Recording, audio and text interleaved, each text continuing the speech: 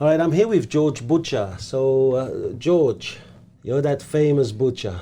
And I just wanted to talk to you because I think there's a lot of things that I see and that I'm inspired about you that I think it's time maybe for you to bring it out. People need to really know that. I need to know that. So let's start first of all with yourself. Can you just tell me a little bit about your real estate days? Probably been in real estate too long. Yes. No. Look, I've been in real estate over 40 years. 40, okay. Over 40. Wow. I still remember today my very first sale. Yes. It was a young Italian boy, turned up with his parents. I sold him a block in Gorican. Every weekend, Mama and Papa and the rest of the family used to turn up with about half a dozen cars just to go and inspect the same vacant block of land. Right. But yeah, they were very loyal. Yes. And I got several deals through them. Yes. It was part of the family. That's the way they treat you. You do the right thing, they treat you well, and you do the wrong thing and you're on the outer. So, you know, it was a good experience. Yes. How old were you?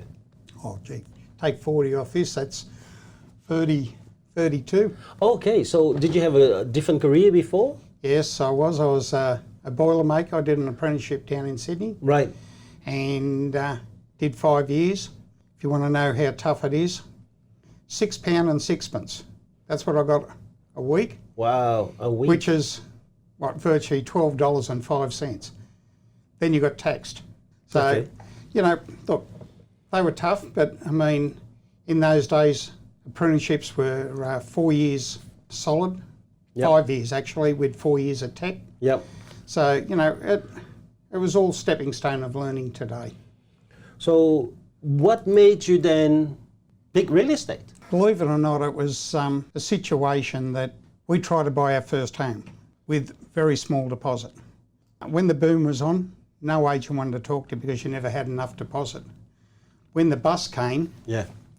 one guy that did keep our name came in contact and he said, "Have you still got the deposit you had?" We said yes. He said, "I've got a house for you." So we went and he said, "I can't get you into this house." And I said, "Why not?" He said, "Oh, the tenant's in there and won't let us in." Anyway, we were lucky that there was no money around to buy anything. So you had to go into a ballot each month to see who got allocated the dollars to be able to buy. Wow, it was a lottery. Yeah. So, you know, we waited it out and we were fortunate after 2 months we were able to purchase our first home. A lot of conditions to it, but up until the time we exchanged contracts, we still hadn't been in the house, just seen the real estate draw up floor plan. And Wow. we knew that we were very limited on what we could buy, so Right. that was our first home. Mm-hmm. Yeah, but he showed us how tough it was to get things across the line. Yes. And I suppose I got a bit of a passion thinking, you know, it is tough, but I'd like to do something like this. And then I was still working as a boiler maker up here on the Central Coast. Yeah. But I also took a job at the Wine Lees Club. And I started picking up glasses to start with and then graduated to behind the bar and a barman and did some cellar work, and eventually they gave me a job as a supervisor up there, which, you know, was great. Yep. And from there, one of the bosses that used to be the manager on weekends and that, he said, "Would you like to get into real estate?" Because I told him I'd like to try. He actually cut himself out of a deal because they got a deal on our house which we put up for sale. We're going to go to Queensland, and he turned around and said, "Do you want a job?" I said, "I'd love a job in real estate." I said, "But you just cut yourself out of a sale." But as it worked out, it was a good choice. You know, I enjoyed what we were doing. You know, I learned a lot very quickly. And after 6 months, he turned around and said to me, "How would you like to move to another office?" And I thought, why do I want to move to another office? I'm making commission. Yeah. So he offered me an extra $50 a week to do it. So I finished up going up there. But in between all that, you have highs and lows in real estate. Yeah. And real estate in the 80s hit the rock bottom at one stage, absolute rock bottom. And you didn't want any more listings. You had a book full of listings because we didn't have computers to work with in those days. Yeah. And people would ring in and say, "Do you want to list my house?" And you'd say, "No, I don't want any more." You know, you just had so much. to fill in the day, the phone never rang. So, you know, I used to take my overalls in and paint or do some work around the place just waiting for the phone to ring. If you were lucky enough for your phone to ring, Yep. and you got the people in, you would not let them go. You would stick to them like glue. You would ring the other agents to see what they had as their best listings, because they were getting no clients, so they wanted to sell something. Mm-hmm. You used to take them out for lunch so they couldn't go and see another agent. That's how desperate it was to get a client. So I learnt the tough way in real estate. Then when things got really tough, I got offered to go back to the Hoang Club as a supervisor again. So I finished up doing that, and that carried me over for a period until the market started to show signs. Right. But, you know, real estate can be tough. It can be enjoyable, and sometimes you don't realise how much hard work you're doing behind the scenes to make it work for you. Hold on. So you quit real estate? Well, I did quit, Yeah. but with the guarantee, because the bloke I worked for was also a board director at the Lease Club. And Right. He was going to bring you back when things were going to be better. As soon as it changed, you know, because, you know, the amount of inquiry, one person could handle it. Yeah. And soon I had another place to go to that would take me straight back. It worked out pretty well. So how long was it before you opened your own show? We opened our own shop in 1994. Okay. And So you had been in real estate now for second stint? oh yeah, second, Okay. yeah. So how long have you been selling before you decided, hey, I'm going to do my own thing? I don't know, 20 years, something like that. Right, I see. So, you know, I had a fair bit of experience and things like that. Okay, so you never thought about opening it beforehand?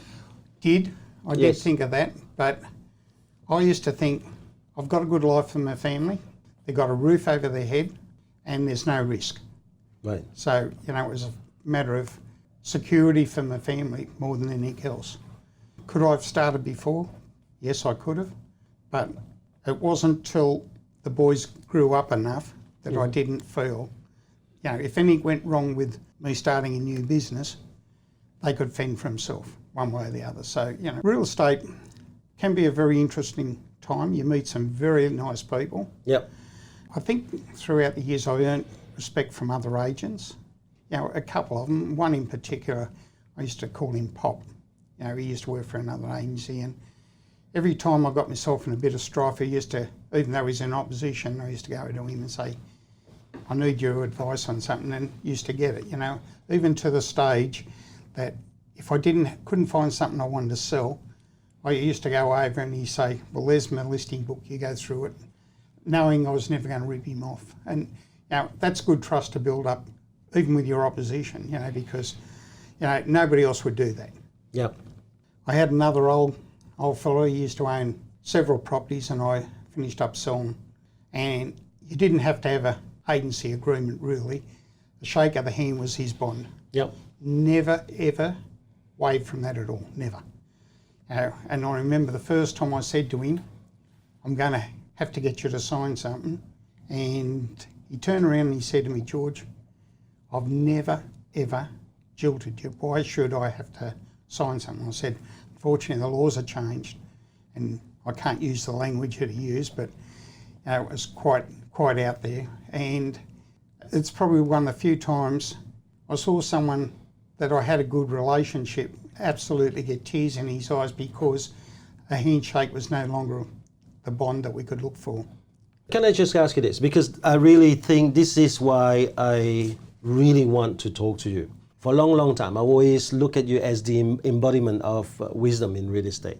First of all, so I really want to get into that subject very quickly now, because first of all, the wisdom that is about you, something that was part of your makeup, or was it something that you have developed throughout your education, or was it a product of the environment? I think a lot of it, I can't go back to my early days because I don't think there was any relationship. You know, I grew up virtually looking after myself from 7. Right. And why was that? What happened at 7? Well, my mum died when we were in New Guinea, and right. Dad brought us down from New Guinea to stay with my grandparents. Yes. The grandparents liked my sister, who was at the time only 2, and didn't like me. I won't say I was a perfect little kid, I was a bugger of a kid, but you know, I think a lot of things I used to do was what little boys did at 7 and 8 years old. Yes. But they took me because I was their son's child. Mm-hmm. Very strict, very strict.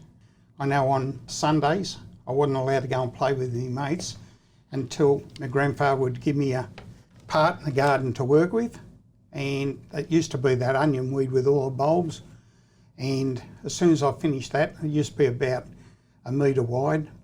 When I finished that, I could go and play. Yes.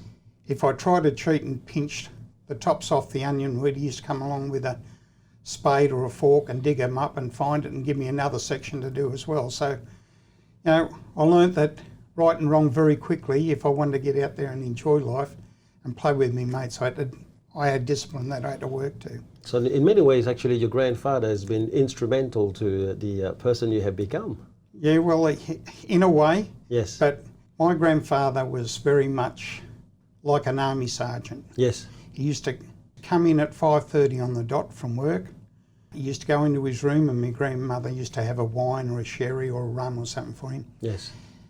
5 minutes to 7, because my auntie used to feed us our tea. He walked through and his conversation used to be nothing else. While the news was on, because he used to listen to the ABC News at 7, you did not talk. You were not going to talk. He was very, very strict. Yep. If I did anything wrong, he used to take me in the bedroom, pull my pants down, smack me with a cane. So I learnt discipline very quickly. But I think that was all part of growing up. Yep. Could you get away with it today? No, that's child abuse in a big way. Yes, I understand. But if I had a look, if I have to analyse you and really have a look at your children and your grandchildren, well, you didn't turn out that bad. And if anything, not only you are now a role model in their life, but there is an award in your name because you're a role model to an organisation in real estate. And so for people who are going to really look at you and say, hold on, where is wisdom coming from?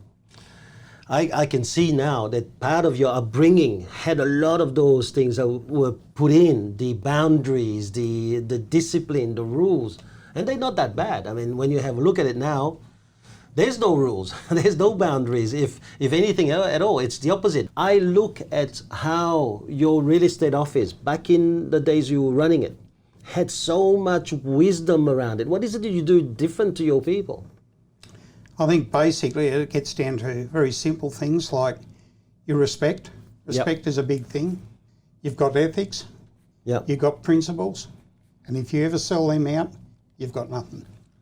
So we've always pushed that part, treat people that come in with respect. Whether you agree with them or whether you don't agree with them, they deserve respect. And if you show it, they will show it back to you. We were very fortunate. When we first started in 94, the first month, I remember saying to Trish and Darren, I've made a mistake. We should not have this office open. I've blundered. We're working in conjunction with another agent because we didn't have any listings. We threw everything out and started again. Yeah. And from then on, we kept kicking goals. We were very fortunate. I knew a lot of people throughout the time I was in real estate. They would bring their friends and their relatives, and all of a sudden, we started coming on the right end of real estate. Yeah. But you're going too fast. What did you stop? What did you throw out? What did you start again? When we took over the business, Yep. the other agent had photos in the window and all this. They were so far out of date, it was ridiculous. And we were trying to ring people and saying, can we inspect? And they'd say, we sold it, 2 or 3 months ago, So little things like that, they don't sound a lot, but when you're starting a business, you don't need speed humps along the way. And we had several of those. I've been very fortunate because I'd been in the game so long. Yep. I could see danger signs along the way. So, it was just a matter of getting street smart and readjusting the way we thought, And I had Darren alongside me. Darren, that's your son. Yeah. So he started in real estate with you. Yep. Opening your own show. Yep. Okay. The good part is that along the way, we wanted to be successful. And he worked alongside me as a mate, not a son. As the business started to grow, like we were working 7:30 to 9 o'clock at night some nights, 7:30. What were you doing at 7:30? still trying to catch up with work from the day before, because through the day we were out in the fields listing or showing people and things like that. Of the night time become time to do paperwork and get that out of the way, so it was very easy to fill in what you did through the day to come back over night time. So how old was he? I mean, 19, weren't you? yeah, 19. he was 19. Yeah, but he was it's good to have on deck because How easy is it to work with a 19-year-old son who probably knew everything? it was easy. Honestly, probably because he didn't have a chip on his shoulder. Right. He was working for the same reasons. We wanted to succeed together, and we were very fortunate. The only downfall to all that was we grew faster than my projection was, and we needed to put more people on. No money, because when you make a sale, you've got 3 months or so before you actually get paid. Mm-hmm. So Trish used to be a breadwinner. She used to work at St George, and I said, look, we can't keep going. We need more help. So she finished up coming in and making the extra person, because there was Darren and myself. We had a secretary that worked for us. So she came in and... Trish, your wife. Yep. And she became our lifesaver. She took a lot of pressure off little bits and pieces, but how you work together became easy. Trish had what she wanted to do. Like, we all had a goal. We all wanted to be successful. Yep. So there was no bosses and bosses and bosses. We all played the same field. Mm-hmm. And very seldom did I have to go past that, because Darren wasn't a problem to me. So he'd work his clanger off all the time, and Trish would be very good with accounts and everything like that. So she balanced the books up very easy, and we just went from there. But surely working with your son when he's 19, there has to be time when he's the young bull at the gate wanting to go this direction, and you probably looking at a bigger picture going, slow down, slow down. Yes, that was a little bit of a problem, because right. I believe he was very gifted in what he was doing. Yes. But his bar levels, his goals were out of this proportion. And we used to sit down with the other agent at the end of the month, and we used to talk about goals, and he would always set the bar higher than experienced people. Yep. And I used to say, hey, just cut it out. They're experienced. I can get to that. I said, and I say it today, even to the people today, set a target or a goal that's achievable, but you've got to work for it. Anything after that is a bonus. And if you can't reach it, you're going to put your head down halfway through the month and say, well, I've given up. But if that goal is achievable and you work hard and you can get there, you give yourself a pat on the back and say, hey, I'm in commission mode for myself now. Mm-hmm. Yeah. So you were going to say, was there a time when there was a little bit of struggle with your son? Look, in the whole time we've been in real estate together, disputes between us, I could count on one hand and without a lie. Wow. As I said, he was easy to work with. He was harder before when he was growing up as a child until he came to the business. Like he used to have a lot of fun when he was young and things like that, and I don't take that away from him. Yeah. But when he came into the business, he was more dedicated to the business and in trying to do it right. Right. Look, so in the early days, he did make a few mistakes, but they weren't life-changing. And one thing I'll say, if he made a mistake, he would own up to it straight away, which is good. Mm. So you actually had a good relationship with him. He came in, he was actually looking forward to building. Yes. He wasn't there just trying to occupy his own time. No. Okay, so you had something already going.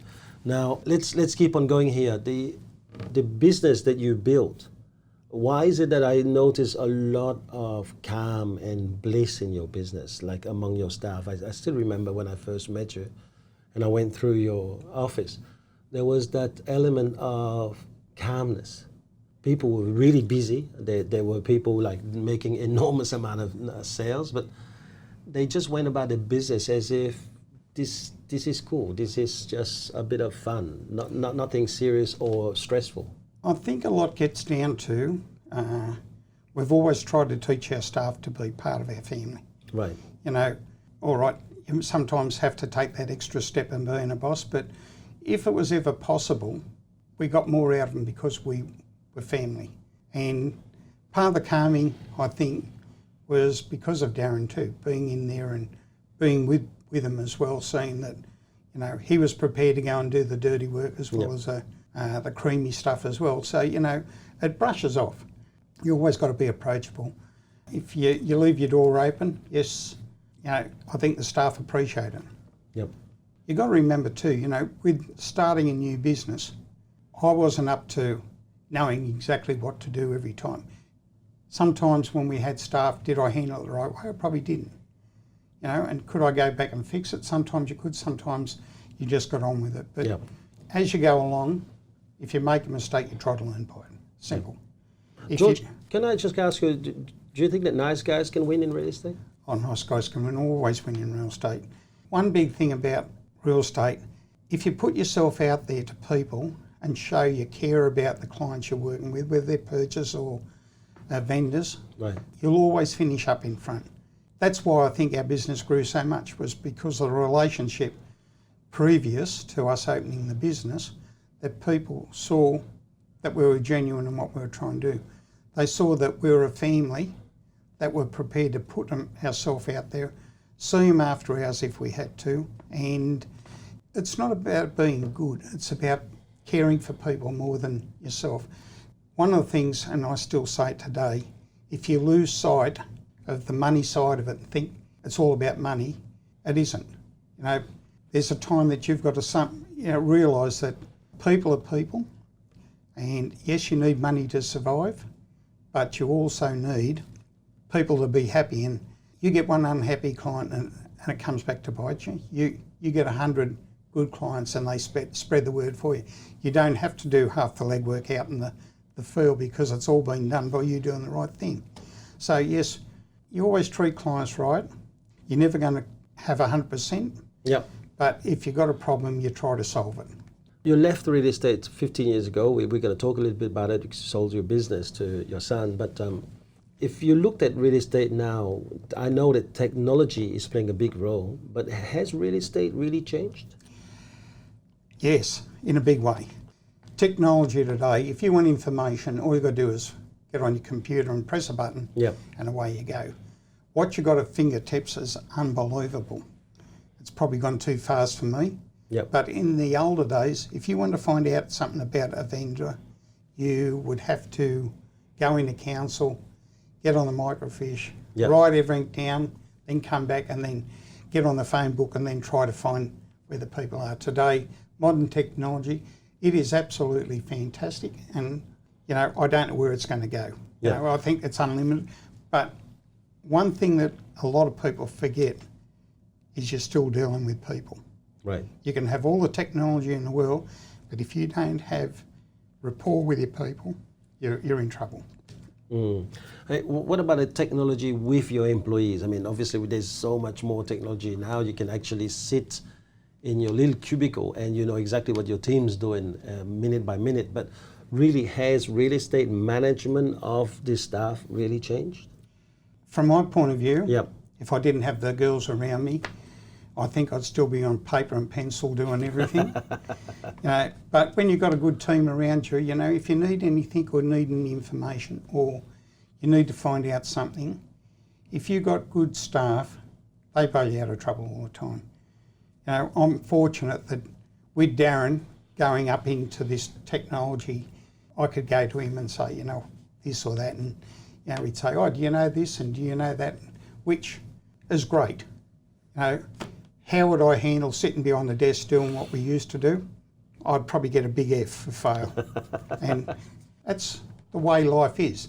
In another 10 years' time, Toby and Amy will be saying to Darren, you've lost the plot. Technology's gone this much further. It will. But real estate's going to change a lot in 10 years too. Right. What do you think we're going to see in real estate? I see where there's probably going to be a lot less contact with people, which is a shame because I go back to rapport. You know, you're still dealing with people's lives and you don't know how it's affecting them. You do the wrong thing and you could be absolutely breaking someone's family up by doing the wrong thing. Yes. So look, rapport, you know, take the time, be nice, and at the end of the day, if you do something wrong, talk to someone, fix your problem.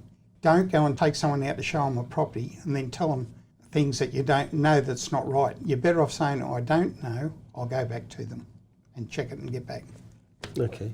Now, some 15 years ago, your son Darren bought your business over.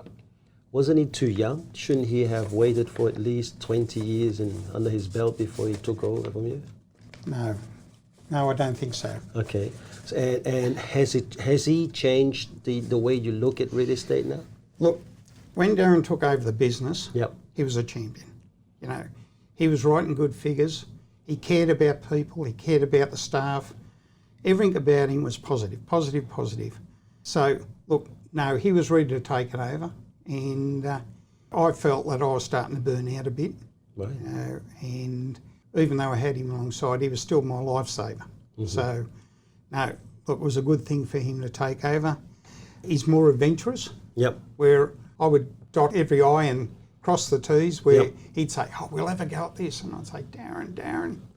But that was him. He was prepared to take more chances. Yep. Where Trish and myself sort of held back and said, hey, what about this and what about that? Darren, throughout the time, would always try and support the people, you know, our staff, and make sure that they were okay. And, you know, I know I'm saying, you know, what a good bloke he is. And I'm sure he's going to pay me later for saying it. But, you know, look, he was more than ready to take over the business. Yeah. And I was there if he needed me, but 99% of the time, he was making good decisions. So may I ask you, I'm going to still ask you about whether he's changed your view of real estate, but there's one question I want to go in there now first is, you said you were a bit burnt out when you offered him the business. What do you mean burnt out? I mean, I thought that if you do love real estate, you love what you're doing, you can never get burnt out. What happened? We grew, and with us growing, you get more staff. Yes. It's very hard to control all staff.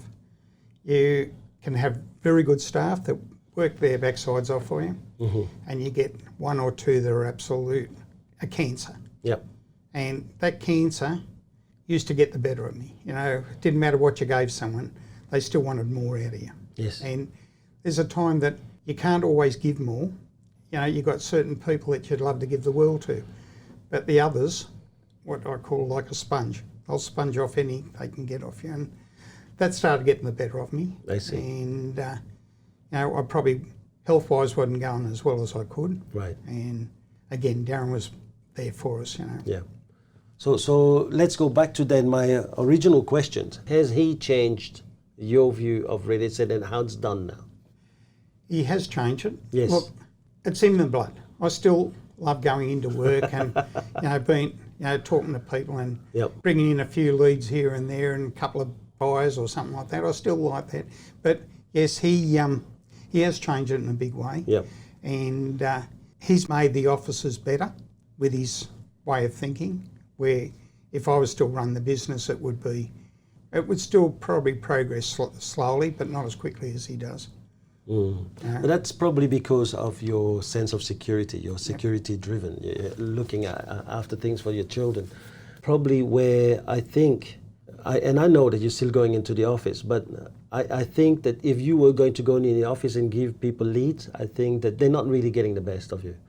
I truly believe that sitting down an hour, maybe a fortnight or a month with you, could get those people what they probably don't even know, but they starved of. I mean, I think these days, from the salespeople that I deal with, there is an element that's gone missing, and that element is, I think, that connection with people.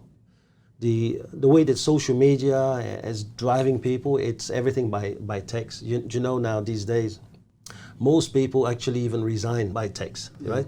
There's no longer that need to sit down with you and say, hey, listen, George, I just want to talk to you. I'm not feeling happy here. It doesn't really necessarily happen that way, but it's quite often that it's by text. Yeah. So I think that there is something that is still the same. And I think that that element of people is still the same, because it takes people to move people. We don't just sell houses, we move people. And so the element of people, where do you get it from? But from our elders, the people who've lived it, and probably can just remove the gist of what they've done and now give it back. What would be 5 tips that you would give new salespeople? I think I can go more than 5, but let's start. Love your job. Love your job, yeah? Take the best parts of the people you work with. Like, it doesn't matter who it may be, might be Darren, Yep. Kimberly, yourself, and make that you. Don't try to clone yourself to be like a Darren or a Thomas or whoever it may be. Yeah. Find what your personality and take the best out of them to make the best out of yourself. That is good. Yeah, I like that. Yep. Relax when you're with people. Don't show them that you're desperate. Oh, I see. You Yeah. know, show them that you're listening to what they're saying and taking it all in. You're not there just for the business. Yeah. Right. But just relax. You know, I suppose, doesn't matter what it is. If you're relaxed, you're more approachable. Right. 4? Listen to your clients. Yep. Be true and honest to your clients.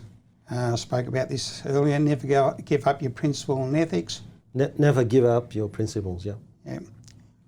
Respect is earned, not expected.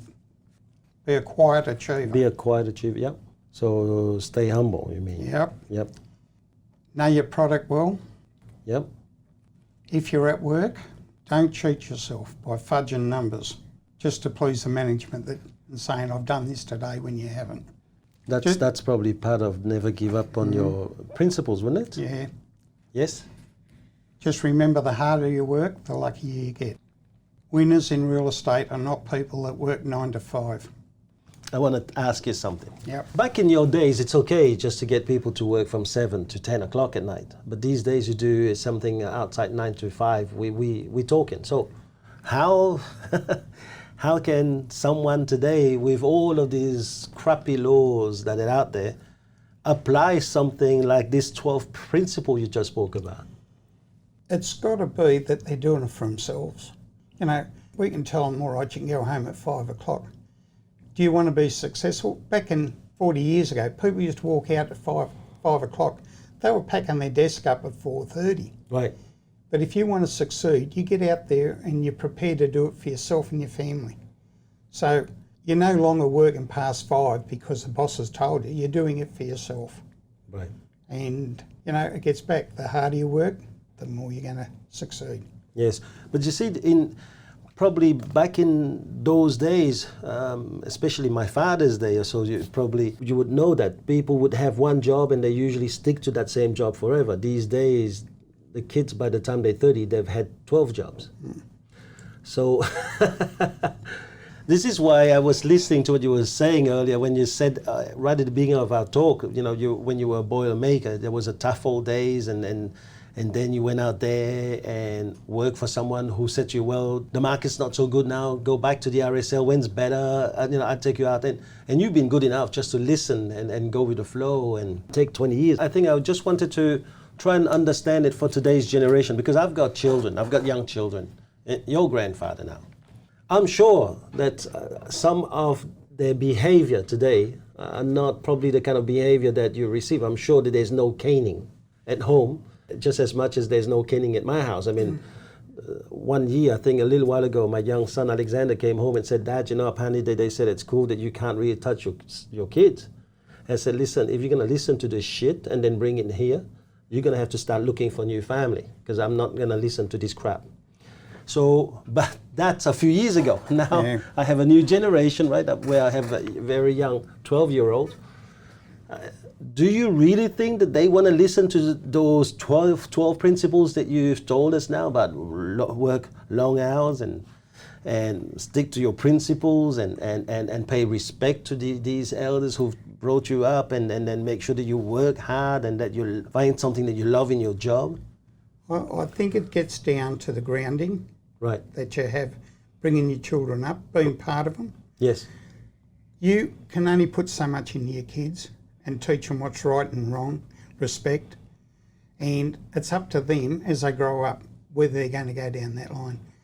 Look, some people, you can say it to them once and they're happy with it. Others you can say it for 100 years. Yep. And they just haven't got it, you know. But the first place you've got to respect is their parents. They've got to respect them. Then they've got to respect the teachers at school, you know, because they try and teach them different things. If you don't respect yourself, you can't respect others. Simple as that.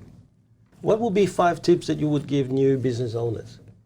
Plan well. Yes. Always have a backup plan. Why is that? If you plan well, why would you have a backup plan? There can always be a stumbling block somewhere. Right. For one reason or another, real estate takes a bit of a turn. The money in the drawer, like sales, you know, been held up for one reason or another. Just say like a development site, get paid in 12 months' time, but that cash isn't there week in and week out, but it is down there.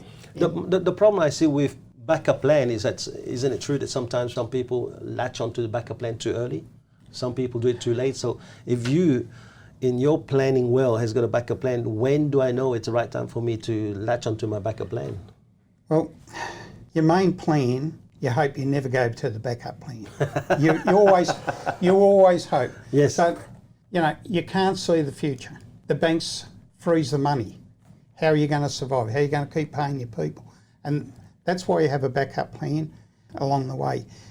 If you don't have something, if something goes wrong and you haven't got something that you can fall back on, all of a sudden you're putting your head in the noose thinking, I'm in trouble here, what do I do? You know, whether you use the backup plan or not is irrelevant as long as the first one goes well. Right. See, because I've been brought up on never have a backup plan, because sometimes a backup plan means that you're also having resources put on the backup plan. Make a decision and then go all out. And you can do that. And I'm not saying you can't do that. But I think I would be a fool if I didn't have something along the way, even bringing up your family. You know, you look at different things in your life, but sometimes if things aren't working, you've got to revert to something else. Well, when you've got a business and you've got people working for you, you've got to look how you're going to protect them as well. Yeah, I get that. So what's your second one? Employ good people that are prepared to get in the trenches with you. So how do I know a good person? When times get tough, they're prepared to dig in with you. And that could be working long their hours to make sure that everything goes all right. Or they will do more than they have to. What about those people who are prepared to dig in with you, but then they say, well, I've been working more than my 38 hours. I need to be paid for that. Is that a good person or not? I've been fortunate that I haven't had to put up with that. Right. I've had people that were prepared to do it, and I think I only had a couple, but one of them, we were doing it very tough, and we had a monthly meeting, and I said, look, you know, things are really tightened up around us. We've got to start looking at working 6 days a week, and I'm talking about salespeople here, and one of them turned around and said, I don't work 5 days, why am I going to work 6? So the meeting finished there with everyone with their mouth open, but he came in, he had the next 2 days off, he came in on the Sunday and gave me his resignation, which I took with open arms, but, you know, had a couple of little hiccups with different things, but the majority of people that we've had employed are prepared to do a lot of hard yards. And it wasn't always gimme, because when times were good, you did give them extra, you know, and bits and pieces. So from that point of view, finding the right people is not easy. Yep. Keeping them is harder because they get poached all the time. Yes. But if they've got loyalty to you, you've got a good chance, and you looked after them, you've got a good chance of keeping them. Okay, so is that point number 3, or is it loyalty being part of point 2 here? Oh, you can put them where you like. All right. Because now if I put loyalty as point 3, then I would have to say, first, we have to be loyal to people. Yep. Right? We don't demand loyalty. We have to earn loyalty, correct? Yep. All right. In that respect, all right, let's put it as point number 3. So what's your 4th tip? Give them training and give them the tools they require to be successful. Be open to suggestions. Your ideas not always the right ones. Be a leader from the front. Make strong and clear decisions. don't be frightened to ask for help from the others in the network if times get tough.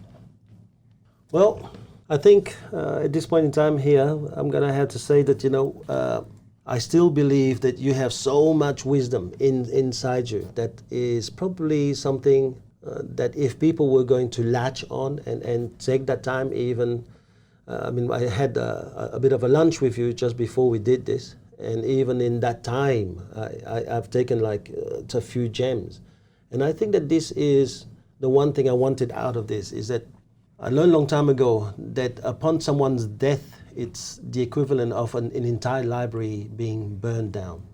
And I think there's nothing better than going around people who have lived, who've gone through those same challenges and probably have been fighting the same demons that we're fighting now in our business life. Maybe to learn the shortcuts. Maybe there's no shortcuts on some things, but maybe to learn some of the ways that they've handled the demons so that you actually equipped to handle your own demons. And I think that you have a lot to still offer out there. I wish that there were businesses that were smart enough to really say, why don't you just come in one day a week and give that energy? Because I still believe, and as you might know, I'm doing a lot of those podcasts on wine and wisdom, that I truly believe that there's plenty of ways to go from one place to the next.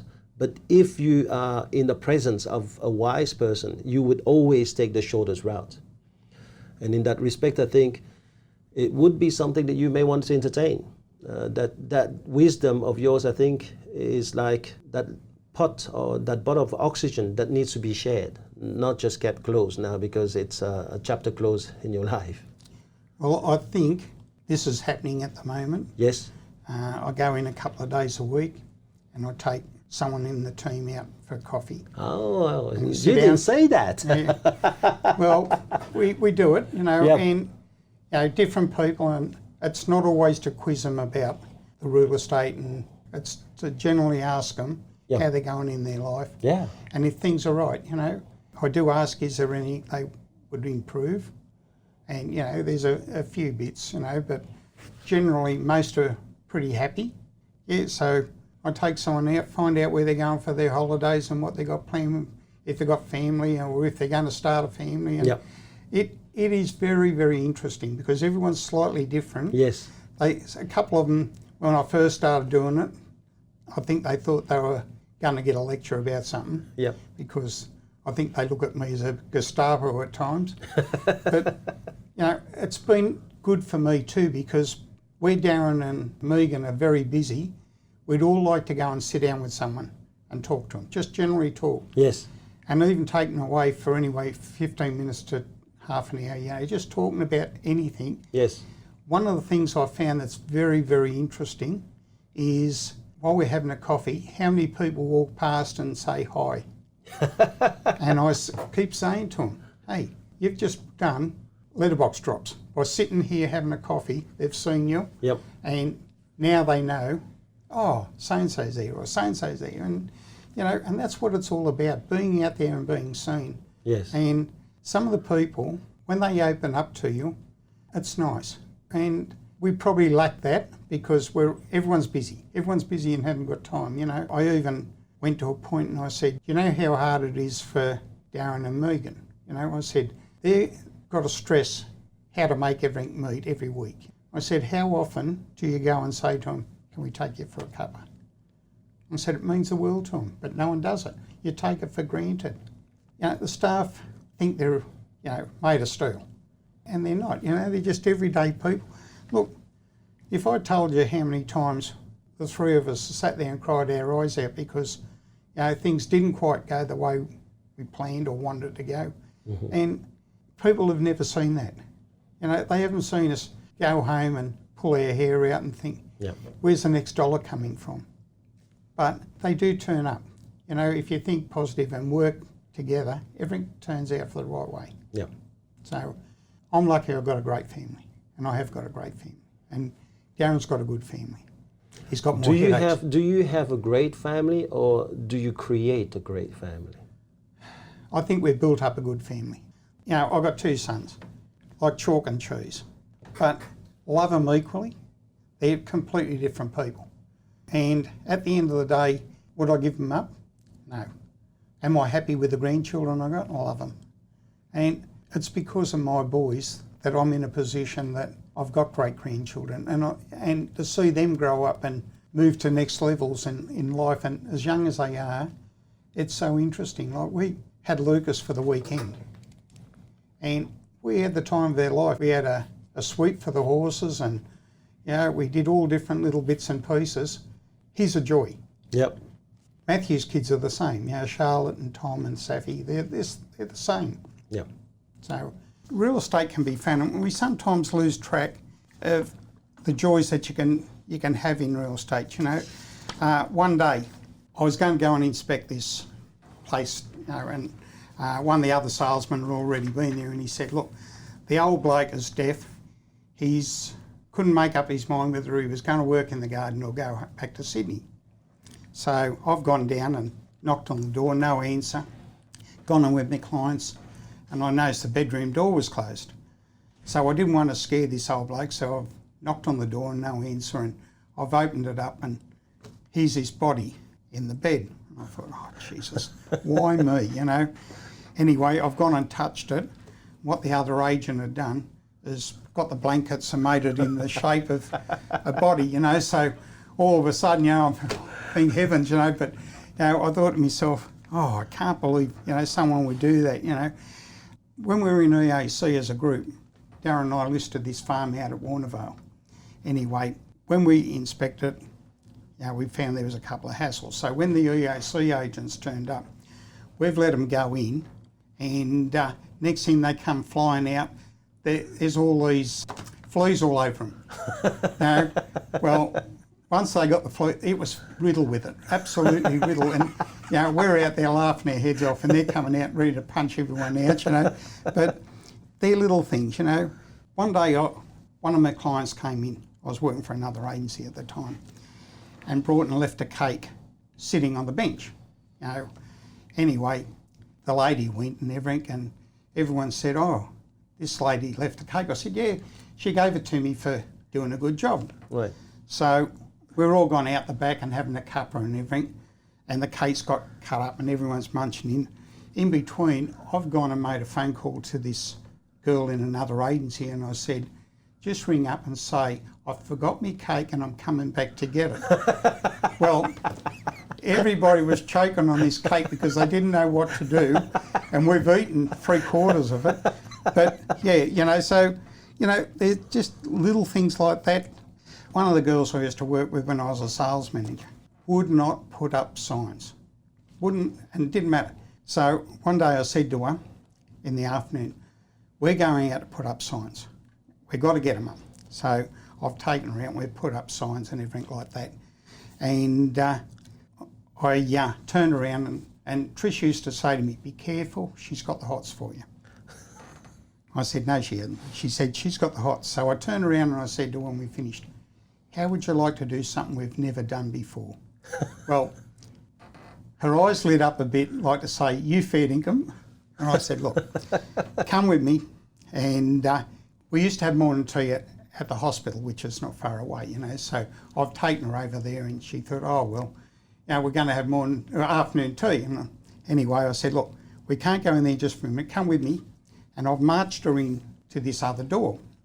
And the lady came out and said, "Yes, can I help you?" I said, "Yeah, this lady's come to give blood." So, and she said, "I thought you were taking me to have afternoon tea." And I said, "You get afternoon tea here. They give you a drink, they give you sandwiches and biscuits. What else can you get? And it's free." So, that was another one. And another time we had a bus for EAC and we used to go around as a group. Yep. Anyway, Darren's listed this place and it had a prize dog. So the vendor has told Darren, "Make sure the gates are closed because the dog will take off." One of the people left the gate open, the dog's taken off. Well, behind it, where this is, was a new estate with 600 houses in it. And this dog's done a runner. We had to bail out of the bus to go chasing this bloody dog all around, and it took us about 2 hours, I reckon, to catch up with it. He then takes it back, puts it in the yard, Yep. gets in contact with the owner and said, oh, this is what's happened, and, I'm sorry. She said, I don't know why you're worried. The dog always comes back. So, there are a lot of good things in real estate. I can go across another one.